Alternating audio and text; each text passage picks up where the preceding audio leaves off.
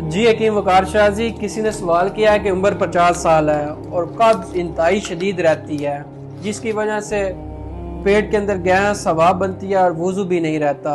उसका कोई हल बता दें या कोई आसान सा नुस्खा बता दें जो ठीक हो जाए।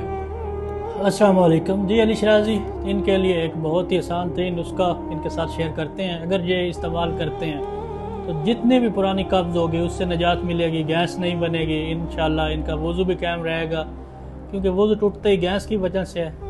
तो नुस्खा नोट फरमाएं। कलवंजी लेनी है 100 ग्राम, सना मक्की 50 ग्राम, पनीर डोडी 80 ग्राम। तीनों चीज़ें लेकर अच्छी तरह सफूफ बना लें। इनके अंदर अदरक का पानी निकाल के इतना डालना है कि ये हर चीज़ें तर हो जाएं। फिर इन्हें किसी भी साए के अंदर फैला के खुश्क कर लें। ये आपके पास पक्की तैयार हो जाएगी। इसमें से आधी चम्मच सुबह शाम इन्होंने नीम गर्म पानी के साथ इस्तेमाल करनी है।